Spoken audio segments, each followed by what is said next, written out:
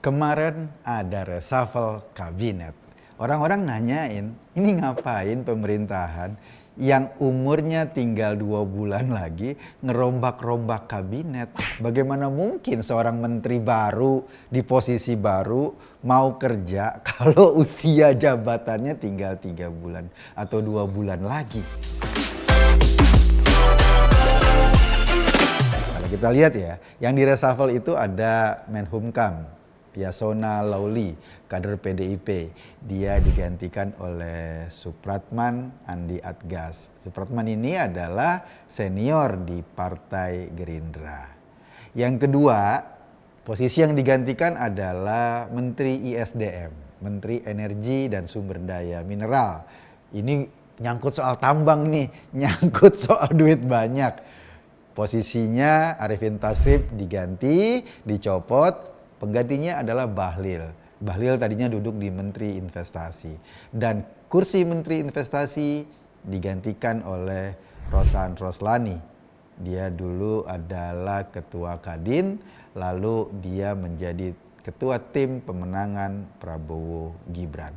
3 posisi, ada Menhumkam, ada ISDM.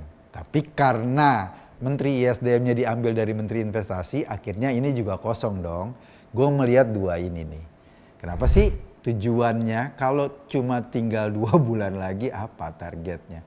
Kita tahu dong, kalau Menhumkam itu kayak palang pintu yang mengesahkan banyak sekali aturan-aturan hukum di Indonesia, termasuk aturan atau pelegalan tentang kepengurusan partai, pelegalan tentang struktur partai, pelegalan tentang perubahan ADART partai. Dan kita juga tahu sebentar lagi bakal ada Rapim Golkar dilanjutkan dengan Munaslup, musyawarah luar biasa. Erlangga kan mundur kan?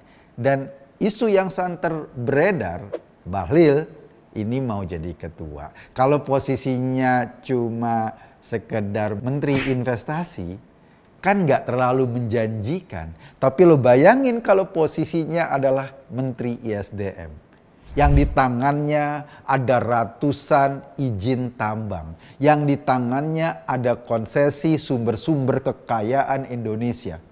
Itu kan akan sangat strategis banget, menjanjikan banget. Kalaupun misalnya dalam proses naik jadi ketua Golkar belum ada dalam tanda kutip akomodasi yang dibawa, resources yang dibawa sebagai bargain suara, kan minimal ada peran atau ada kekuasaan untuk mendistribusi izin tambang. Nah, inilah posisinya. Yang kedua, ketika Menteri Kemenhumkam diganti, yang selama ini PDI, itu kan kemudian akan memuluskan proses itu semua. Dan kita tahu isu yang beredar Pak Jokowi, kader PDIP, kita nggak tahu kapan keluar dari PDIP, mungkin juga Gibran, dan kita juga nggak tahu kapan Gibran keluar dari PDIP mau duduk dalam kepengurusan strategis Golkar. Bakal ada perubahan ADART, bakal ada perubahan mekanisme internal partai kalau ini yang terjadi, dan ujung-ujungnya pengesahannya di tangan Yasona atau di tangan Menhumkam. Dan karena Yasona diganti, ya pada akhirnya memuluskan jalan ini. Bagaimana posisi Kementerian ISDM? Kementerian ISDM ini kan selain tadi memiliki izin tambang dan lain-lain, isu SDM yang juga mencuat ke publik adalah soal blok nikel. Abdul Ghani Kasubah, mantan gubernur Maluku Utara, itu kemarin ngomong loh di persidangan korupsi. Katanya di Halmahera Utara itu ada blok tambang yang disebut dengan blok Medan. Dan siapa pemilik blok Medan ini? Nggak lain dan tak bukan, kata Abdul Ghani Kasubah, ya orang yang sekarang menjadi wali kota Medan, dan dia adalah menantunya Pak Jokowi. Sebelumnya Faisal Basri, pengamat ekonomi, juga sempat menyebut nama Bobi yang diindikasikan, kata Faisal ya, diindikasikan terlibat atau bagian dari proses ekspor nikel ilegal. Saya nggak tahu, tentu saja karena informasi yang disampaikan Abdul Ghani Kasubah itu di persidangan, yang setiap informasinya itu ada di bawah sumpah, kayaknya sih ya para aparat hukum itu agak susah kalau mengelak bahwa mereka nggak akan melanjutkan atau meneruskan informasi yang sudah disampaikan dalam persidangan ini. Mestinya kan dilanjutin, tapi kita nggak tahu. Nah, dalam konteks itu Kementerian Humkam jadi strategis kan, Kementerian ISDM jadi strategis kan. Kenapa? Karena secara teknis kan distribusi atau informasi tentang siapa pemilik tambang dan lain-lain adanya kan di Kementerian ISDM.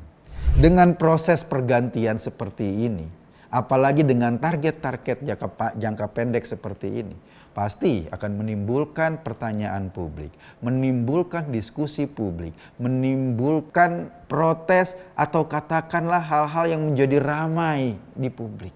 Karena itu dibutuhkan penanganan informasi yang baik. Wajar dong kalau baru aja di Dirjen IKP, Informasi dan Komunikasi Publik Kominfo, diganti dari Usman Kasong. Usman ini adalah orang Nasdem atau mantan wartawan media Indonesia yang sangat dekat dengan Surya Paloh. Usman tadinya adalah Dirjen IKP, diganti dengan Prabu Revolusi. Prabu Revolusi ini adalah salah seorang tim pemenangan Prabowo Gibran. Dia lebih fokus membantu komunikasinya Gibran. Satu itu dari sisi komunikasi di pemerintahan. Ada lagi tambahannya, diangkat koordinator tim komunikasi presiden yang posisinya dipegang oleh Hasan Hasbi, salah seorang pengamat politik atau pemilik sebuah lembaga survei Cyrus Network, dan dia sekarang diangkat sebagai koordinator tim komunikasi presiden. Artinya kalau ada gunjang-ganjing karena pergantian ini, kalau ada gunjang-ganjing karena orang-orang yang selama ini bukan dikenal sebagai kader Golkar tiba-tiba menempati posisi strategis di Golkar, kalau ada gunjang-ganjing soal isu Blok Medan dan impor nikel ilegal, kan penting nih diantisipasi. Nah, tim komunikasi ini yang juga bergerak untuk mengantisipasi agar pertanyaan-pertanyaan publik, diskusi-diskusi publik bisa diguyur dengan baik. Jadi apinya mungkin bisa nyala. Karena itu dipersiapkanlah pemadam kebakaran tadi, tim komunikasi tadi dengan sangat baik. Saya melihat reshuffle kali ini rancangannya seperti itu. Semua sudah difikirkan, ini bakal menimbulkan gejolak, bakal menimbulkan gesekan, bakal menimbulkan percikan. Butuh ada tim yang nanti nyiram percikan itu agar apinya nggak membakar. Kira-kira kayak gitu konteks reshuffle kali ini kalau gua baca. Tapi satu hal yang pasti, ketika menteri-menteri dari Gerindra ini sekarang sudah mulai menempati pos-pos penting, posisi Pak Prabowo juga semakin menguat. Apakah posisi ini bertentangan dengan kepentingan politiknya Pak Jokowi? Kita nggak tahu. Tapi yang pasti perlu ada perimbangan.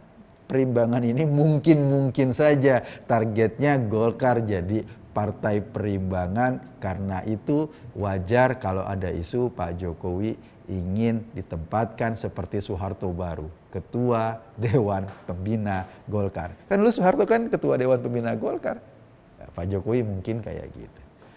Gue Eko tadi, masuk Pak Eko. Terima kasih.